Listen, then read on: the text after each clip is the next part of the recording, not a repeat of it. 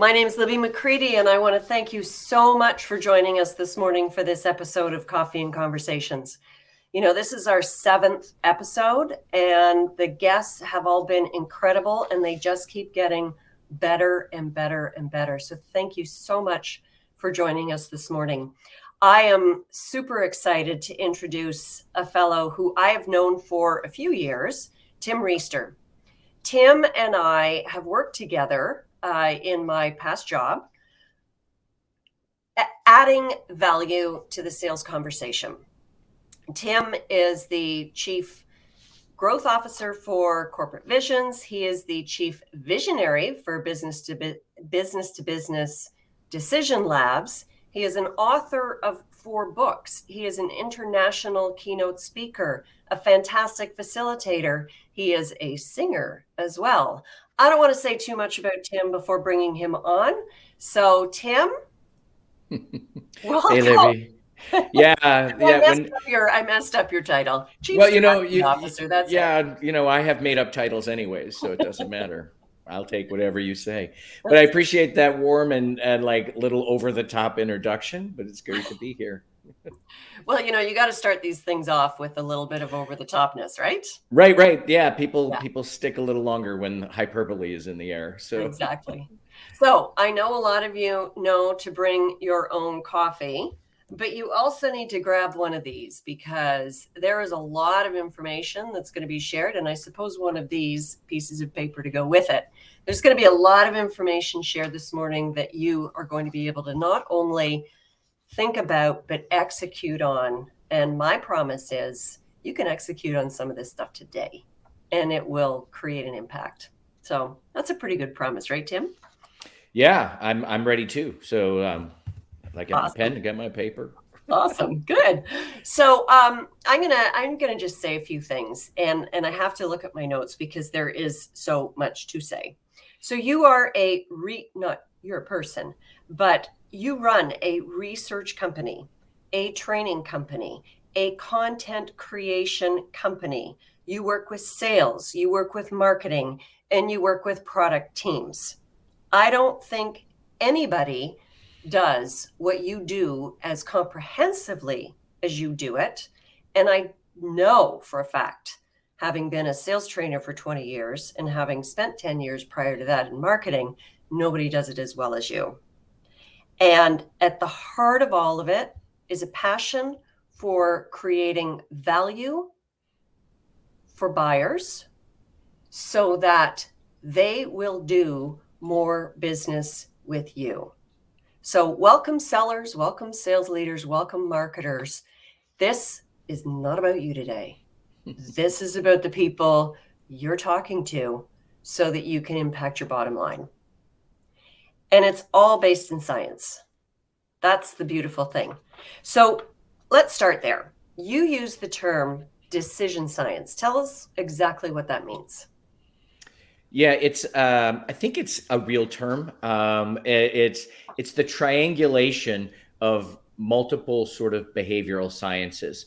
The idea of behavioral economics, social psychology, and cognitive neuroscience, all focused. Now everybody's asleep. More coffee. The idea is it's looking at the invisible forces that shape the way humans make decisions, how people frame value, how they make choices.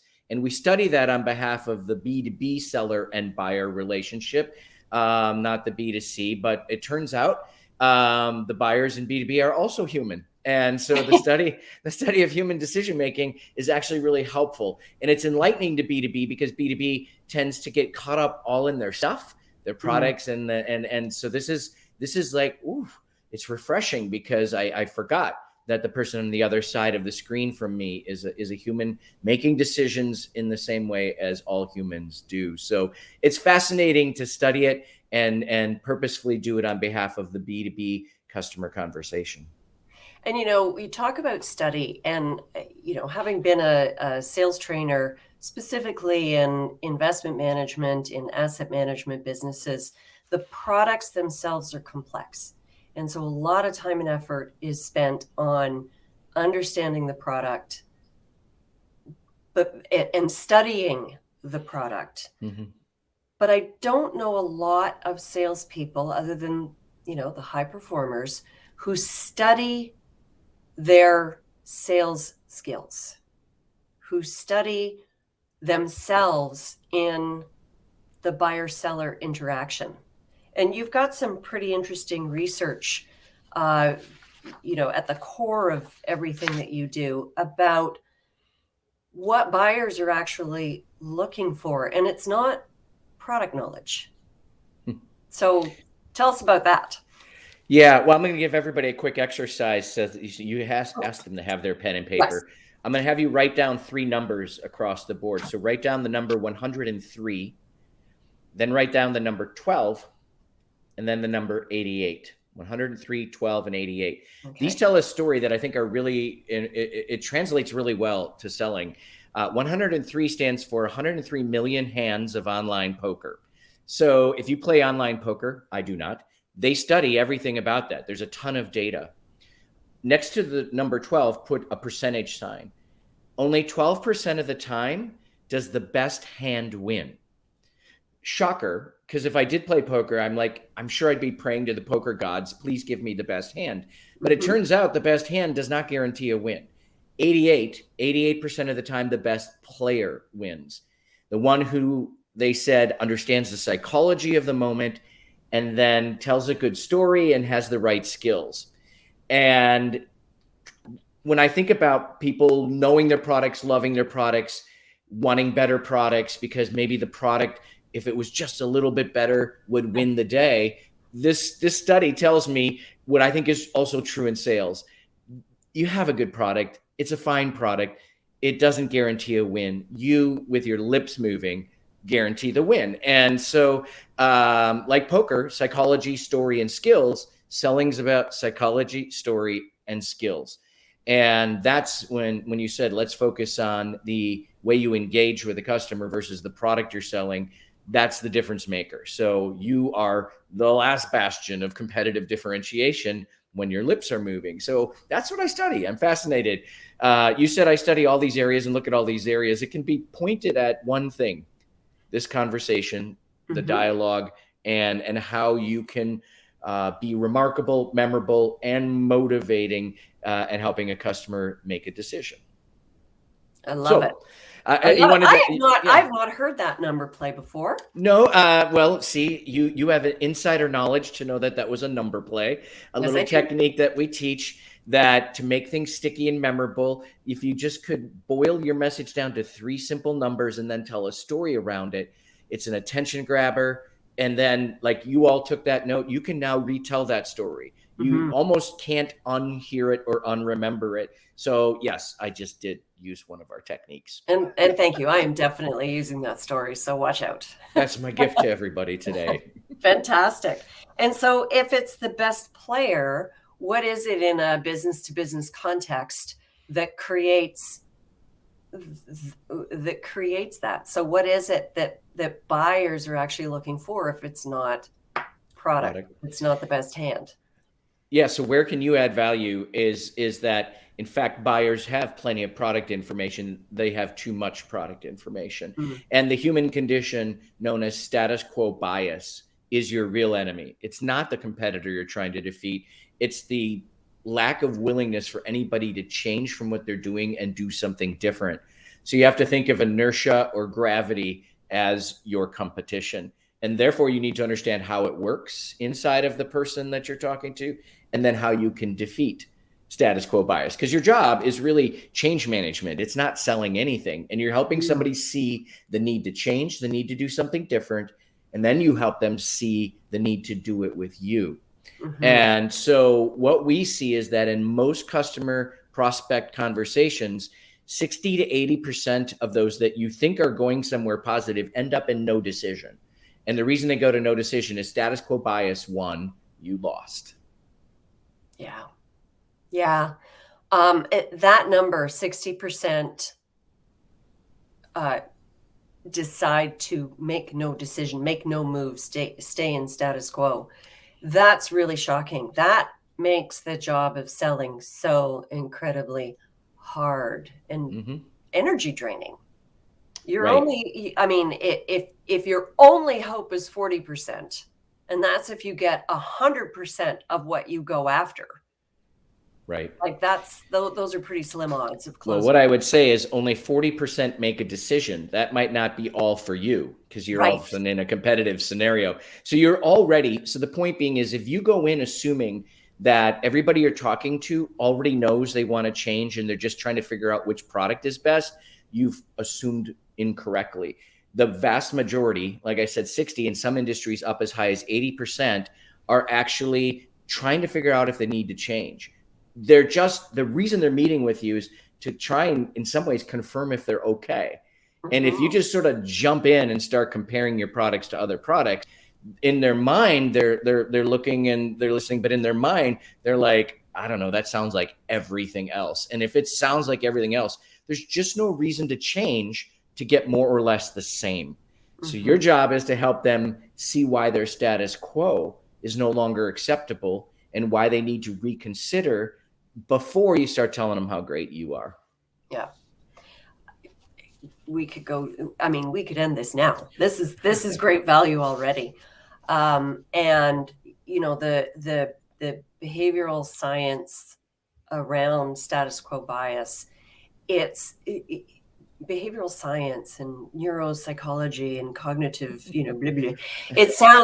It sounds very complicated. And for those who actually dig into the research, I'm sure like there's a lot to it.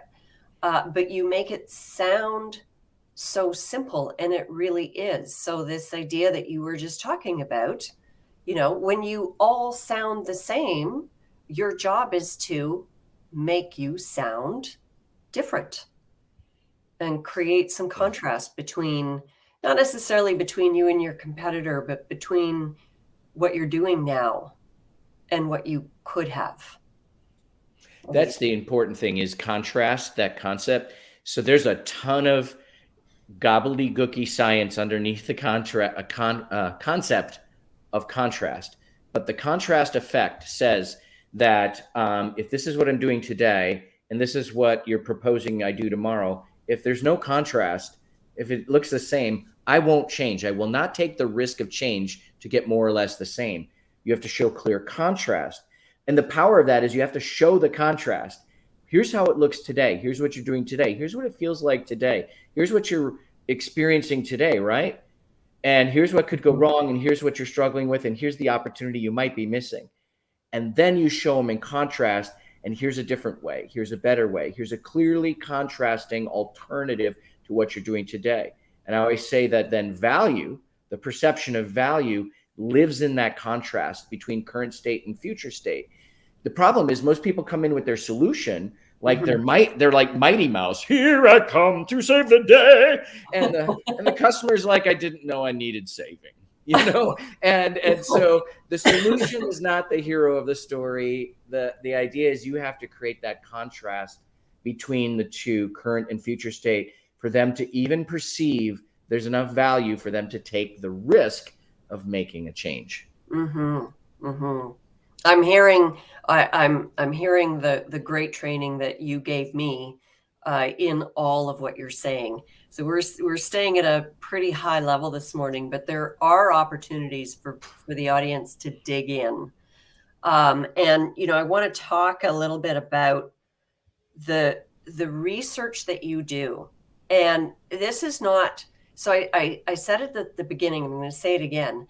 I maybe came to this information uh, through a sales lens, right? Through the opportunity to help our salespeople win more business more often, have more business come to us on a more consistent basis.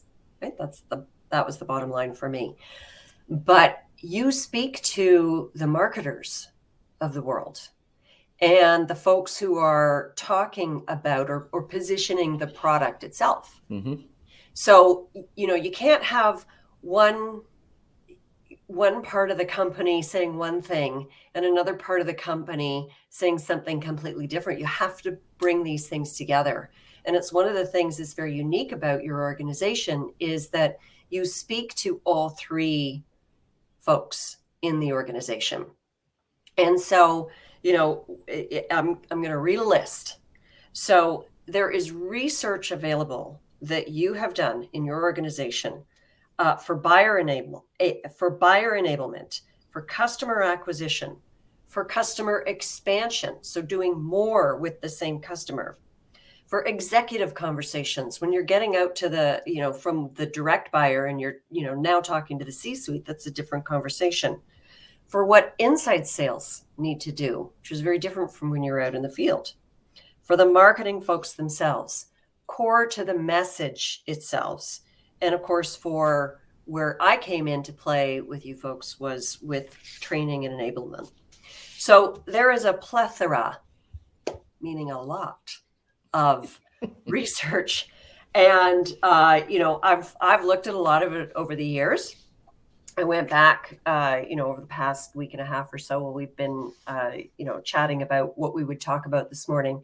And I've chosen 4 pieces. Now it's up to you to decide where you want to spend some time.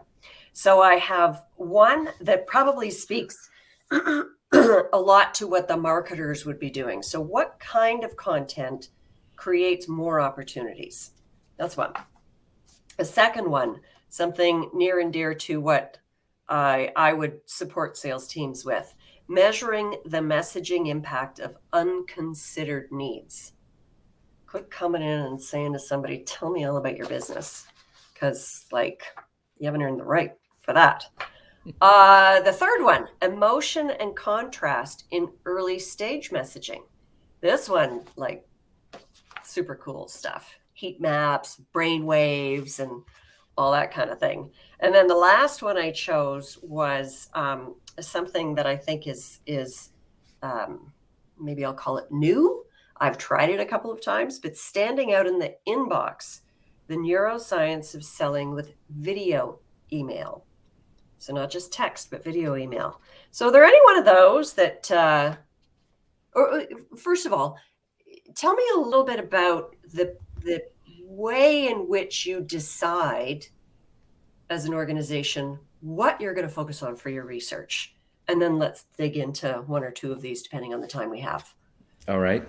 Well, to your point about marketers and product people and salespeople, we look at all of them as being part of a whole, which is the story that we tell the market and how you tell that story. And really a great conversation is the sum total of all of those parts coming together to tell that great story. And when we think about improving the story, we start with existing science. We look at the science, like I said, of those areas, behavioral science, et cetera. And it's interesting, but often it's been conducted, I like to say, by professors, and they conduct it on grad students, gamblers, and convicts, like easy audiences to get access to and very little incentive needed to participate in a study. They're a captive audience. And we then do the studies on B2B deciders. We want to see how B2B deciders react and if these things hold true. So one thing we're looking at are common core sort of behavioral, psychological heuristics, things that people like sunk cost fallacy or the context effect, those things, and go anchoring. Are those true in B2B or even high-end net worth B2C sort of conversations, or is this just magical when you buy soap? And so we run B2B studies in these areas. And what you're referring to are the studies we have at b2bdecisionlabs.com, where we have all our studies. We have dozens and dozens of studies that appeal, as you said, to any of those audiences who are looking to improve the way they fashion and tell their story. And the other way we figure out what to study is people, we look for commonly held beliefs that we think are at risk because they're urban legend or unexamined folklore. They don't really have a study behind them. And we like to go out and see if they're really true. So one of those you mentioned that is that people have been taught for 20 years to ask a customer what keeps them up at night, what problems are they having, what pains are they having. And the idea is do discovery or do diagnostic. Not bad. It's a good intention, but it's actually the wrong instinct when you're trying to be disruptive and cause somebody to leave their status quo bias, because the problems they know they have means they're not dead yet. There's not a lot of risk there. Lights are still Right. on, the paycheck's coming. And so when you ask them, what do they know? And they tell you what they know, and then you come back to them and say, here's what you told us. That doesn't make you a trusted advisor. That just makes you a tape recorder. And there's no urgency to change in the thing I already know. The thing I change for, the reason I change is the thing I don't know, the thing I might be missing. And so what we talk about in this idea of unconsidered needs is you have to introduce, you have to reveal, you may have to amplify some needs or missed opportunities, some problems, threats, challenges, or open doors that people aren't able to get through because of how they're doing it today. And you might have to launch those into the discussion. You could play 60 questions and not get someone to tell you an unconsidered need because by definition, it's unconsidered. Right. So your major effort as a seller is to find some things to tell the customer that surprises them, that enlightens them, that opens their eyes to something, that shows them the size and the speed of some issue that they didn't fully appreciate or realize. And guess what status you get then? Now you're a trusted advisor because you didn't just repeat back to me what I told you. You added some value to that. We call that unconsidered needs because urgency lives there to change because, I didn't see that coming.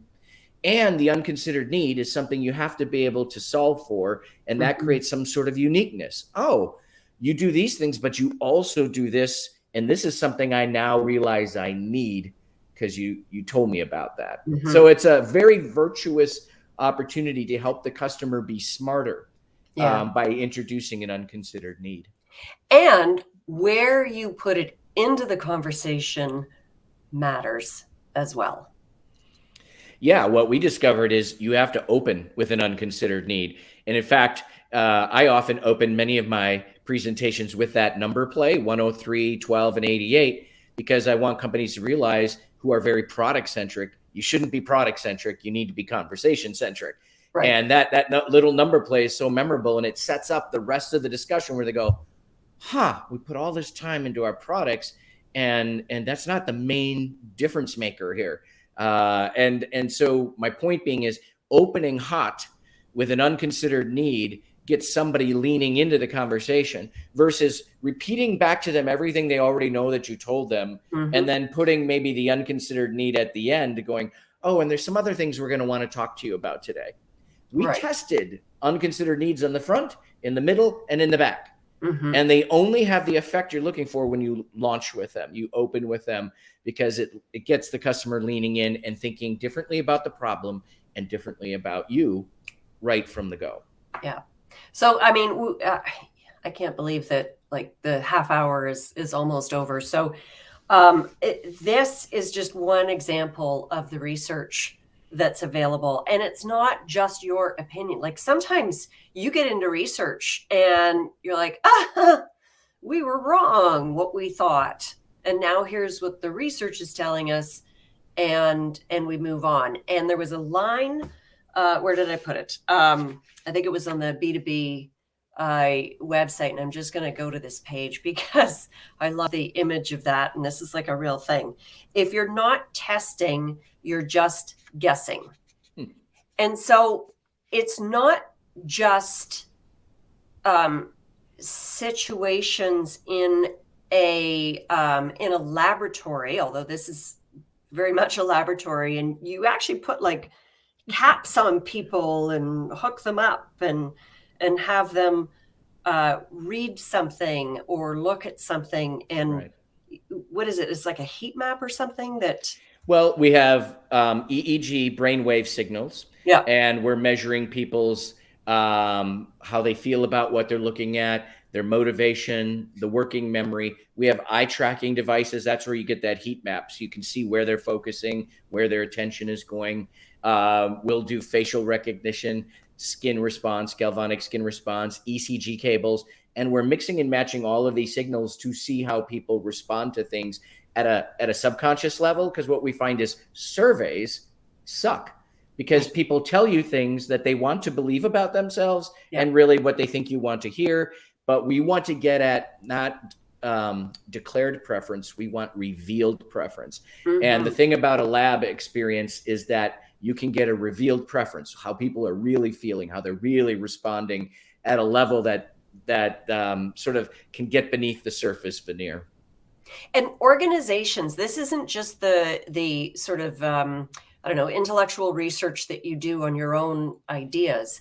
An organization can come to you and request one of these studies on their proposed sales messages. So it can be for email messaging, it can be for marketing campaigns and marketing messaging. Like an organization can come and get their own study done with you as well. Yeah, Decision Labs, we have a regular research agenda in our 3 laboratories. Every quarter, we're producing some sort of hopefully interesting marketing and sales sort of finding. And we do that to help our clients. But we also are a contract research lab. So we have people coming to us to run studies, as you said, on their stuff or on their situation. We're helping one company right now run a field trial on what's the best message, what's the best content assets, what's the best skills training, what's the best cadence to start an inside selling team to replace their indirect channel outside team. Because people are now rethinking the power of an inside selling team. So they're thinking about shifting $1.5 billion of business from an indirect channel to a direct inside team. They want to make sure it's going to work. So we're actually setting up a lab environment with inside sellers to test all these things. So when they hire the next 100 of those, there's a play already established to give them. So we use our science as we know it, and then we run a play on them, that company, that big company, and then we help them make a strategic decision about how to roll out an entire change in their go-to-market strategy. So we're doing fun things like number plays, like I talked earlier, to sales transformations in the labs. Yeah. Wow. So our time is just about up. I want to leave people with a couple of things. So one is how to get in touch with you. So this is both the Corporate Visions and B2B Decision Labs websites and general call-in numbers to talk about any and all of this. And I think, if you're here, you probably know me. There's my contact information too. But a couple of tips. So something you can go out and do today that can have a meaningful impact and potentially even give you a lift, a measurable lift. So one tip number one, you got to cut these short because we only have 2 minutes left. Change the pronoun. What does that mean, Tim? We have a tendency to use we a lot because we think we is inclusive and we feels like it's teaming with the other person you're talking to. The reality is you need to change that we to a you. I always say stop weeing all over yourself because that sounds like it's actually about you when the audience hears it. They don't hear themselves. So what our research has found will help you is change the we to you because you want to transfer that ownership and get them to try on what you're saying. So just switch out that pronoun. And we saw a 20% lift in people's willingness to feel that they have a problem urgent enough to solve. So somehow when you said you, it just made it feel more urgent, and their interest and willingness in solving the problem, doing something about it. So it's a simple pronoun change. Just swap out you for we. And you phrasing is what we call it. You'll have some impact. All of a sudden, the sun has just shone on my ideas. Yes. Wow. It's like Right. Yeah. Woo. Okay. I'll give the final tip, which is go to Corporate Visions and B2B Decision Labs. Look at some of the titles of the research and pick one paper, download it, and do something with it. Just do something with it and watch the lift.